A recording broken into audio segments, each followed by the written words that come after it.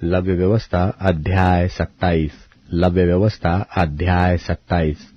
फिर यहोवा ने मूसा से कहा, इस्राएलियों से यह कह कि जब कोई विशेष संकल्प माने तो संकल्प किए हुए प्राणी तेरे ठहराने के अनुसार यहोवा के होंगे। इसलिए यदि वह 20 वर्ष व उससे अधिक और 60 वर्ष से कम अवस्था का पुरुष हो तो उसके लिए पवित्र स्थान के शेकेल के अनुसार 50 शेकेल का रुपया ठहरे, और यदि वह स्त्री हो तो 30 शेकेल ठहरे। फिर यदि उसकी अवस्था 5 वर्ष व उससे अधिक और 20 वर्ष से कम की हो तो लड़के के लिए तो 20 शेकेल और लड़की के लिए 10 शेकेल ठहरे।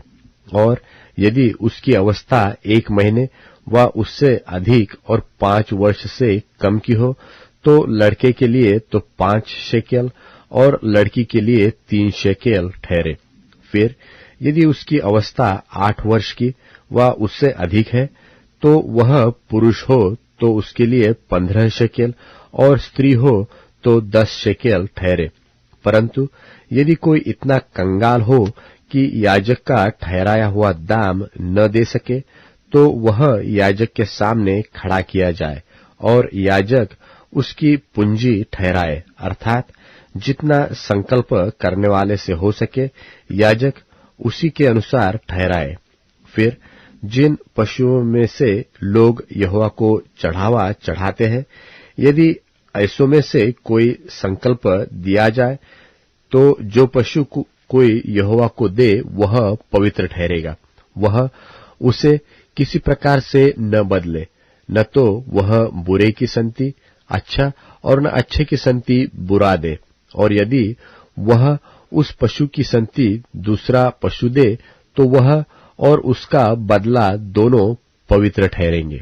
और जिन पशुओं में से लोग यहोवा के लिए चढ़ावा नहीं चढ़ाते, ऐसों में से यदि वह हो तो वह उसको याजक के सामने खड़ा कर दे।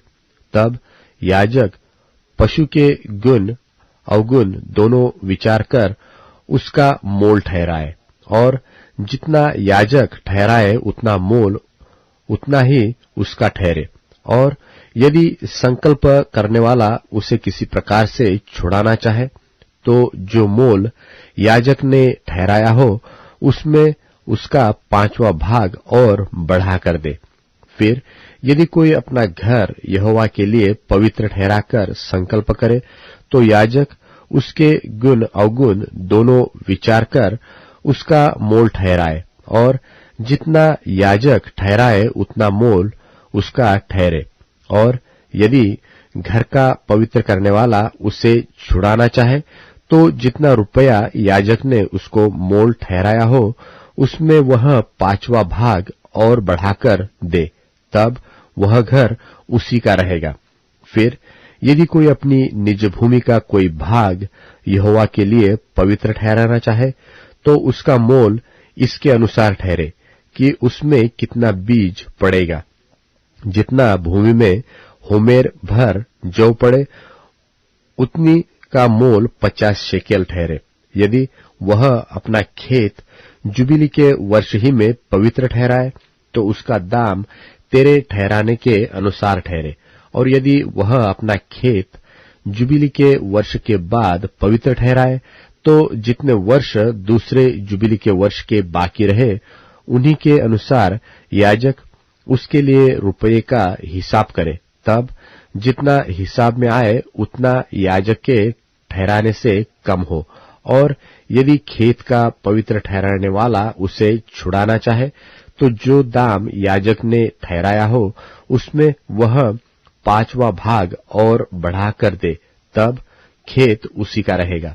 और यदि वह खेत को छुड़ाना न चाहे व उसने उसको दूसरे के हाथ बेचा हो तो खेत आगे को कभी न छुड़ाया जाए।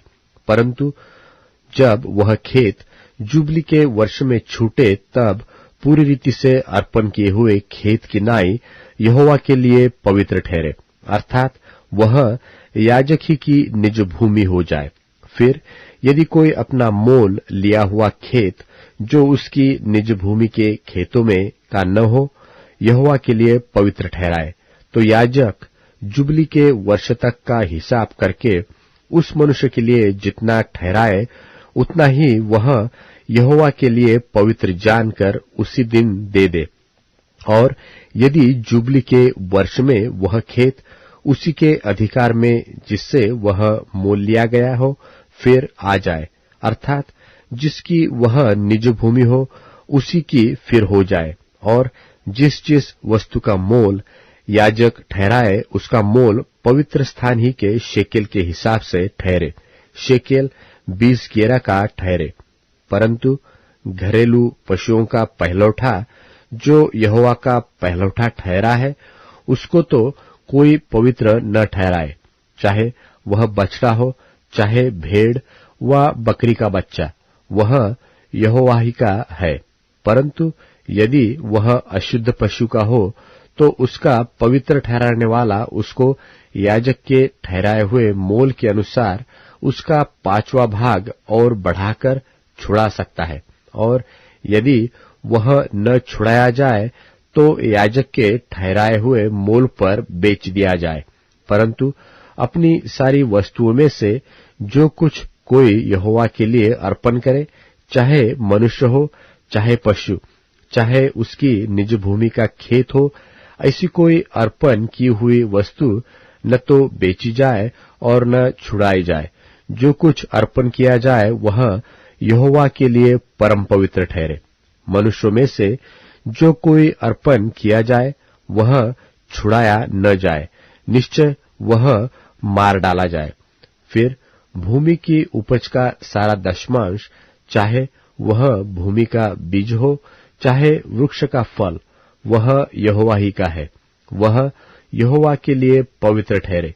यदि कोई अपने दशमांश में से कुछ छुड़ाना चाहे तो 5वां भाग बढ़ाकर उसको छुड़ाए। और गाय बैल और भेड़ बकरियां, निदान जो पशु गिनने के लिए लाठी के तले निकल जाने वाले हैं, उनका दशमांश अर्थात 10-10 पीछे एक पशु यहोवा के लिए पवित्र ठहरे। कोई उसके गुण अवगुण न विचारे और न उसको बदले, और यदि कोई उसको बदल भी ले तो वह उसका बदला दोनों पवित्र ठहरे, और वह कभी छुड़ाया न जाए। जो आज्ञाएं यहोवा ने इस्राएलियों के लिए सीनै पर्वत पर मूसा को दी थी वे यही है।